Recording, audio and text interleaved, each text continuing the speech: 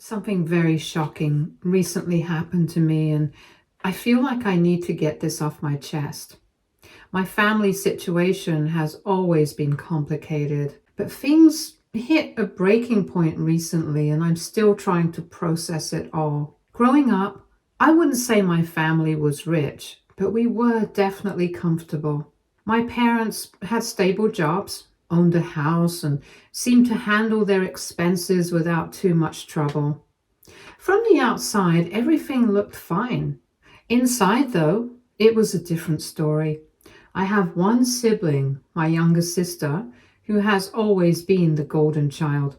She was the one who got praised for every little thing, the one my parents bent over backwards for, and the one who could seemingly do no wrong. I, on the other hand, felt like I was just there. It wasn't outright neglect, but the favoritism was glaring. By the time I hit high school, I started thinking seriously about my future. I wasn't expecting my parents to foot the entire bill for college, but I hoped they'd be willing to help a little. I came up with a plan. I'd apply for scholarships to cover most of the expenses and work part-time to chip in as well. Whatever my parents could contribute, I'd treat it as a loan and pay it back after I graduated and got a job. It felt like a fair compromise. When I brought this up to them, though, they immediately shut me down. They said they wouldn't be contributing a single penny towards my education. My dad told me flat out that if I wanted anything, I'd have to work for it. He suggested I start working at McDonald's right away to save up. At first, I thought maybe they just didn't understand how serious I was about making this work, so I tried bringing it up again a few weeks later. I even showed them the scholarships I was planning to apply for and explained how the remaining costs could be manageable with just a little help from them. It didn't matter. My mom said something like, "You're dreaming too big," and told me to be realistic. My dad said college wasn't for everyone and suggested I think about a trade school or just focus on getting a full-time job after graduation. It wasn't about whether they had the money, they just didn't see any reason to invest in me. Meanwhile, my sister, who was a year younger than me, was treated like she could do no wrong. She had everything handed to her on a silver platter. My parents paid for her dance lessons, bought her a car when she turned 16, and even gave her an allowance just for being responsible with her schoolwork. It was a stark contrast to how they treated me. I had to pay for my own school supplies, clothes, and anything else I needed. So I took my dad's advice and got a part-time job at McDonald's. It wasn't glamorous, but it was something. I worked evenings and weekends while juggling school and trying to scrape together some savings. It wasn't enough to cover college, but I kept telling myself that if I worked hard enough, I'd figure it out. Things only got worse after I graduated. My parents told me I could stay at home, but only if I paid rent. It wasn't an outrageous amount, but it felt like a slap in the face considering how much they were still doing for my sister. By that time, she was getting ready to graduate high school, and it was clear my parents had been planning her college future all along. They talked openly about her applications, visited campuses with her, and even set up a big celebration for her acceptance into a private university. That's when the reality hit me. While I was working myself to the bone to save for a dream they'd never supported, they'd been quietly saving up to fully fund my sister's college education. They covered her tuition, books, dorm fees, everything. It felt like a betrayal I couldn't put into words. One incident that stands out was when my car broke down. I needed it to get to work, and the repair bill was more than I could afford. I asked my parents for help, hoping they might at least lend me some money, but they said they couldn't spare anything because they just sent my sister extra money for her living expenses. I ended up having to take out a payday loan, which sent me into a spiral of debt for months. The resentment was eating me alive, but I kept my head down and focused on saving. After a couple of years, I finally had enough to move out. I started looking for a place and found a small apartment that I could afford on my own. When I told my parents I was leaving, they didn't seem to care much. My mom just reminded me to clear out all my stuff before I went. That's when everything changed. While I was packing, I found a box in the back of the closet in my old bedroom. It was filled with random old documents, but something about it caught my attention. As I flipped through the papers, I found a college savings account statement with my name on it. My heart stopped. The balance on the statement was nearly $30,000. At first, I thought there had to be some mistake. My parents had made it clear there was no money for my education. Yet here was an account with my name on it, and it wasn't empty.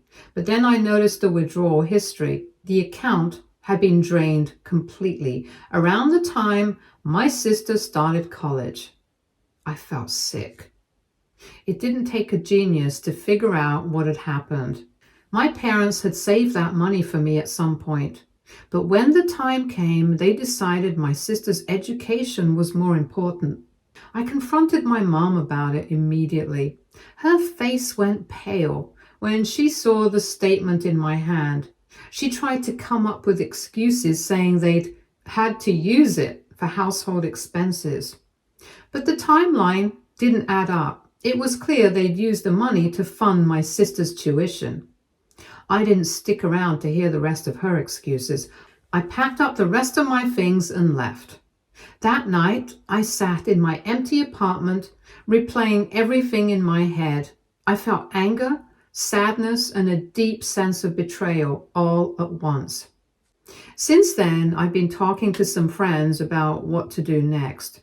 Some of them think I should take legal action since the account was technically in my name, but I'm not sure if it's worth the hassle. Part of me just wants to move on and leave it all behind. But another part of me feels like I deserve justice for how they treated me. Even now, I can't believe they were willing to throw me under the bus to give my sister a leg up. I don't know if I'll ever forgive them for it. Do you guys have any tips or suggestions about what should I do next? Update 1. It's been a couple of days since I posted, and I've had some time to cool down and think things through. First of all, thank you to everyone who took the time to comment and offer advice. Honestly, I wasn't expecting such a huge response, but it's been so helpful to hear other perspectives. I've been carrying this weight for so long, thinking it was just my problem to deal with, but seeing people validate my feelings has been eye-opening. After reading through the comments, one thing stood out to me. So many people suggested I consult a lawyer. At first, I wasn't sure about it. The idea of going up against my parents in a legal setting felt overwhelming and frankly a bit intimidating. But the more I thought about it, the more I realized I at least needed to know where I stood. If they really did drain that account without my permission, I deserved to know if there was something I could do about it. I spent a couple of hours researching lawyers in my area and eventually found someone who specializes in family law. I called their office and explained the basics of my situation, and they offered me a free consultation. I felt a mix of nerves and hope when I walked into their office, carrying the account statement in my bag like it was some kind of lifeline. The lawyer was patient and professional. I laid everything out for them, the way my parents had always treated me differently, the part-time job at McDonald's, the fact that they'd refused to help with college even though I'd offered to pay them back, and then finding out about the account after all these years. They looked over the statement and told me it was possible I could have a case, especially if the account was legally in my name and my parents withdrew the money without my consent. But they were also very clear about the challenges. They explained that proving unauthorized use of the funds could be tricky. especially if my parents tried to claim they used the money for household expenses or something for my benefit. Even if I won the case, there's no guarantee I'd actually get the money back since my parents might not have it anymore. And then there was the cost. Legal battles aren't cheap, and I'd have to weigh whether the potential payout would be worth the time, money, and emotional energy it would take. I left the meeting feeling conflicted. On one hand, I was glad I took that step and found out where I stood. On the other hand, the idea of dragging this out for months or even years just made me feel exhausted. I haven't decided yet if I'm going to pursue it, but knowing that I have options has made me feel a little more in control of the situation. I've been trying to focus on settling in and figuring out how to balance everything. Between paying rent, covering other bills, and planning for the future, things are tight financially, but I'm managing. To make things easier, I picked up another part-time job recently. It's not exactly a dream gig, but it's flexible. And the pay is decent enough to help me cover the essentials. Between that and my shifts at McDonald's, my schedule has been packed, which honestly feels like a good thing.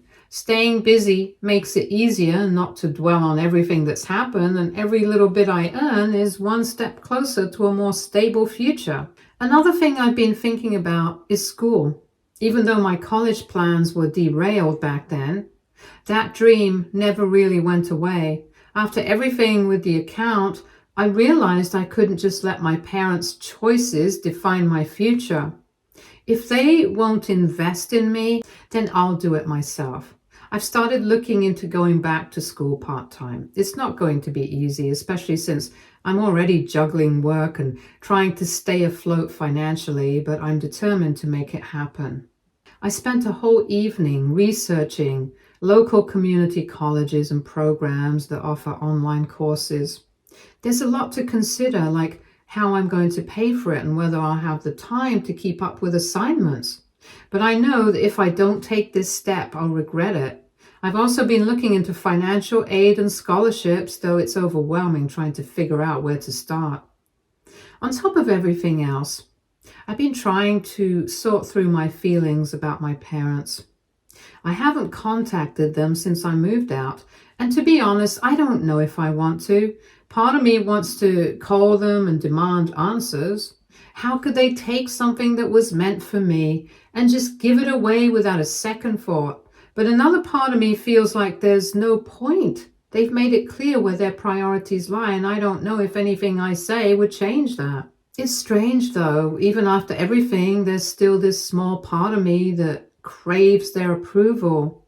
I hate admitting that, but it's true. No matter how badly they've treated me, there's a part of me that wishes they would see me for who I am and care about my future the way they care about my sisters. I don't know if that will ever go away, but for now I'm trying to focus on what I can control, my own life and my own happiness. A few days ago, I got a text from my sister. It was short and vague. Something about missing me and hoping I was doing okay. I haven't replied yet. I'm not sure if she knows what's going on or if she's just trying to smooth things over for the sake of appearances. Either way, I'm not ready to deal with her right now. For now, I'm taking things one step at a time. I've got a roof over my head, a plan to move forward, and a newfound sense of independence. It's not perfect, and I'm still figuring things out, but for the first time in a long time, I feel like I'm on my way to something better. Update 2. After speaking with the lawyer again, I decided to send my parents a formal letter demanding they return the money. The whole process was nerve-wracking, to be honest. I've never been someone who enjoys confrontations, especially not with my parents, so this felt like a huge step out of my comfort zone. But my lawyer made it manageable. They helped me draft the letter, making sure it was professional, direct, and left no room for confusion. It included everything: the account details, the withdrawals, and a clear demand for repayment. Seeing it all laid out like that made the situation feel even more real, and honestly, it made me feel validated. Once it was done, I sent it off and braced myself for their reaction. Part of me thought they'd just ignore it, pretend they never got it, or dismiss it as some kind of empty threat. That seemed like the kind of thing they'd do based on how they'd brushed off my concerns in the past. But to my surprise, my dad called me the very next day. The moment I saw his name on my phone, my stomach dropped. I knew this wasn't going to be a calm or productive conversation, but I took a deep breath and answered anyway. Right away, he was furious. His tone was sharp and aggressive, and he didn't waste a second getting to the point. He accused me of being ungrateful, which seems to be his favorite word to throw at me these days. He went on a long rant about how they'd done the best they could for me, and how I was being selfish and disrespectful by dredging up the past. It was like he was trying to flip the script and make me feel like I was the one in the wrong for even bringing this up. Hearing all that from him was shocking, but not for the reasons you might think. It wasn't the anger that caught me off guard. I expected that. What really got to me was how little responsibility he seemed to be willing to take. There wasn't even a hint of remorse or an acknowledgement of what they'd done. Instead, it was just pure defensiveness, like he genuinely believed he'd done nothing wrong. I stayed calm, though, which I'm honestly pretty proud of. It wasn't easy. My first instinct was to snap back or defend myself, but I reminded myself that arguing wasn't going to get me anywhere. I spent years learning how to keep my cool in situations like this, and it paid off here. I let him say his piece, and when he was done, I simply said, "This isn't about gratitude or blame, it's about fairness." That was the moment the conversation really fell apart. He didn't want to hear it. He started shouting again, throwing out more accusations and calling me names I won't even repeat here. I realized pretty quickly that he wasn't interested in having a real conversation. He just wanted to guilt me into backing down. Eventually he hung up on me, and I wasn't surprised, but I won't lie, it still hurt. I sat there for a while after the call, just staring at my phone and trying to process what had just happened. For a moment, I felt this wave of guilt wash over me, like maybe I was the bad guy here. Was I being selfish? Was I making too big a deal out of this? But then I reminded myself of the facts. They drained the account. They lied to me about it for years. All I'm doing is asking for what's rightfully mine. Money that was literally meant for me and my future. If anything, they're the ones who should feel guilty, not me. It's not easy to stand your ground when you've spent your whole life being told to keep the peace. But I'm learning. This isn't about being ungrateful or causing trouble. It's about standing up for myself, something I should have done a long time ago. Later that night, I got a text from my mom asking if we could meet to talk. It caught me off guard because she's usually the last person to admit when something's wrong. I debated ignoring it, but in the end, curiosity got the better of me. I agreed to meet her at a coffee shop nearby the next afternoon. When she walked in, she looked more stressed than I'd seen her in years. She had dark circles under her eyes, and her hands were shaking slightly as she picked up her coffee. For a split second, I felt bad for her, but then I remembered why we were there. She wasted no time diving into the topic, admitting right away that they'd used my college fund for my sister. According to her, they felt they had no choice because they didn't want my sister to take on student loans. She went on to say how hard it had been for them to make that decision and how they only did it because they wanted to set her up for success. Then came the guilt tripping. She said I was tearing the family apart by making a big deal out of this, that I was being unfair to my sister, and that I needed to understand the position they were in. I let her talk, but as soon as she paused, I made it clear where I stood. I told her this wasn't something I could just let go of. They had a responsibility to me just like they had to my sister, and they failed. I said I wasn't backing down, and that if they couldn't repay the loan, I'd move forward with legal action. Her face dropped when I said that. She looked genuinely hurt, like the idea of me taking them to court had never even crossed her mind. The rest of the conversation was tense. She tried a few more times to convince me to drop it, using everything from family loyalty to financial excuses, but I didn't budge. Eventually, she left, saying she needed to talk to my dad before giving me an answer. Over the next few days, things got even messier. My sister started texting me too, asking why I was attacking our parents and saying I was being ridiculous. I guess my mom or dad must have told her about the letter because she came in guns blazing, defending them like they'd done nothing wrong. Her messages were full of things like, "They're your parents, how could you do this to them?" And, "You know they couldn't afford everything at once." I wanted to scream at her, but instead, I calmly explained my side. I told her this wasn't about her, even though she directly benefited from their choices. I reminded her that I'd worked tirelessly through high school, sacrificed my own dreams, and never once asked for more than what I was owed. She didn't seem to get it though, and the conversation ended with her telling me I was selfish. By this point, I was starting to feel emotionally drained. Between work and handling all this drama and trying to keep myself on track, it felt like I couldn't catch a break. I threw myself into my second job just to distract myself. It's not glamorous work, mostly repetitive tasks I can do from home, but it's flexible and pays decently, which is all that matters. I found it oddly satisfying, like each completed task brought me a step closer to financial independence. Despite everything, I kept checking in with my lawyer. I wanted to know my options and what steps to take if my parents continued to refuse repayment. They were supportive and walked me through what a potential lawsuit might look like. It would be stressful, no doubt, but knowing there's a real chance to hold my parents accountable kept me motivated. Then something unexpected happened. Out of the blue, my dad sent me an email. It was long and full of excuses, but at the very end, he mentioned they might be willing to repay some of the money in installments if I dropped the idea of legal action. It was the first sign of any willingness to compromise, but it felt half-hearted. I forwarded the email to my lawyer and asked for advice. Their response was clear. Partial repayment wasn't enough. The lawyer suggested drafting another letter outlining specific terms for repayment, including a timeline and exact amounts. I'm working on that now, and while it's exhausting, I feel like I'm finally getting somewhere. Emotionally, this whole situation has been just a big wreck.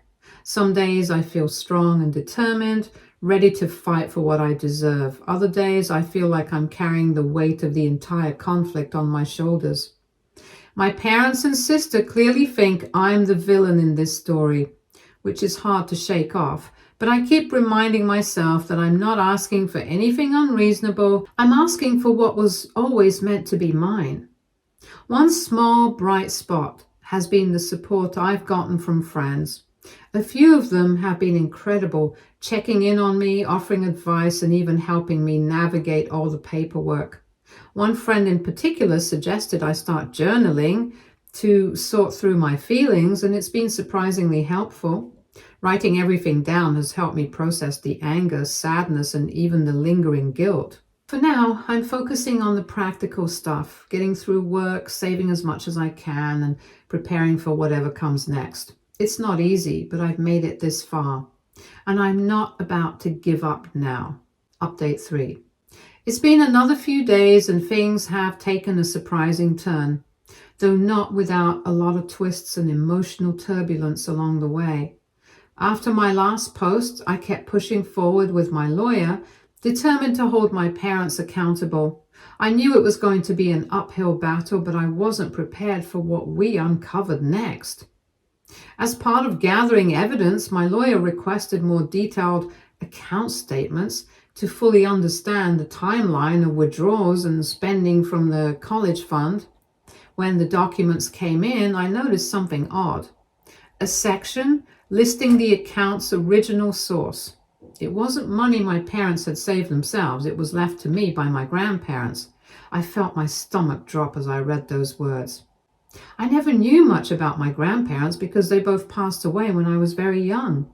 My parents rarely talked about them, but apparently they had set up the account specifically for my education. That knowledge hit me like a ton of bricks. It wasn't just about fairness anymore. It was about honoring my grandparents' wishes. They'd planned for me to have this opportunity, and my parents had casually squandered it. With this new information, I just got even angrier. My lawyer told me this strengthened my case, especially since the account was specifically earmarked for my use. I couldn't stop thinking about how my grandparents, who'd worked hard to set aside that money, would feel knowing it was used for anything but its intended purpose. Determined to get to the bottom of where all the money went, I dug through the statements with my lawyer. What we found made me feel sick. The first big withdrawal aligned almost perfectly with the timeline of my sister's college expenses: tuition, books, housing, the works. But it didn't stop there. Over the next couple of years, my parents made a series of withdrawals for what could only be described as luxury expenses. The biggest red flag? A brand new SUV was purchased right around the time my sister graduated high school. I remembered my mom gushing about the car when they got it, calling it a family necessity. But now I knew better. It wasn't just the SUV either. There were smaller but equally frivolous expenses, expensive vacations, home renovations, even a series of spa treatments my mom had casually mentioned in passing. It was all there, black and white, plain as day. My sister's name came up repeatedly in the statements too. Not directly, but in purchases that aligned with milestones in her life. There was a significant chunk spent on her Sweet 16 party, including renting a venue, catering, and decorations. Then there was the laptop she got for her birthday, the pricey private lessons for her hobbies, and even what appeared to be a fund for study abroad opportunities. To be clear, I don't blame my sister for any of this. She was just a kid, oblivious to the bigger picture. This wasn't her doing. It was my parents. They made these decisions knowing full well they were taking money meant for me. That doesn't make it hurt any less. But it helps me focus my frustration where it belongs. When I confronted my parents again with this new information, their response was predictably defensive. My dad doubled down on the idea that they'd used the money for the family and insisted that they had no choice but to prioritize my sister's education. My mom, on the other hand, got emotional. She tried to justify the SUV, saying they needed a reliable vehicle for all the extra driving they did while supporting my sister. She even had the nerve to suggest that some of the renovations were done with me in mind, even though I barely lived at home by that point. At this point, it wasn't about excuses anymore. I made it clear that I wasn't backing down, and if they wanted to avoid legal action, they needed to start taking this seriously. That seemed to finally get through to them. After a few days of silence, they came back with an offer, a repayment plan. They can't pay the full amount back immediately, no surprise there, but they agreed to make monthly payments until the debt is settled. I made sure to get everything in writing with my lawyer's help. The agreement isn't perfect and it'll take years before I see the full amount, but it's a start. More importantly, it's a sign that I'm finally standing up for myself and refusing to let them sweep this under the rug. Emotionally, this whole situation has been a roller coaster. I still feel a deep sense of hurt and betrayal over how my parents treated me, and I'm not sure that will ever fully go away. But I've also started to feel a sense of closure. Knowing the truth about the money, where it came from, where it went, and why it was spent, has helped me process everything more clearly. I'm also trying to focus on the positives. For the first time in my life, I feel like I'm in control of my future. I've taken a huge step in standing up for myself, and while the outcome isn't exactly what I dreamed of, it's a step in the right direction. My sister and I haven't spoken much since all of this came to light.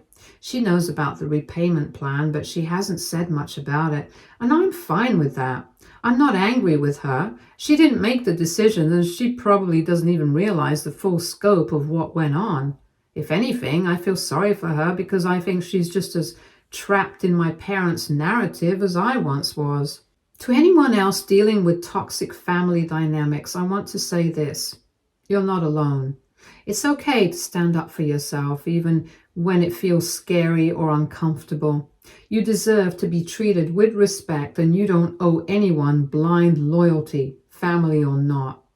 Thank you again to everyone who supported me through this journey. Your advice and encouragement have been invaluable, and I don't think I could have done this without knowing I had people rooting for me. As for me, I'm still figuring things out. My new jobs keep me busy, and I'm slowly starting to build the future I've always wanted. It's not easy, but I've learned that I'm stronger than I ever realized. One day, I'll look back on all of this as the turning point where I finally took control of my life, and for that, I'll always be proud. Thanks to all of you for giving so much helpful advice, and I seriously wouldn't know what to do if it weren't for you guys. Stay tuned for more stories from Argo Relationships.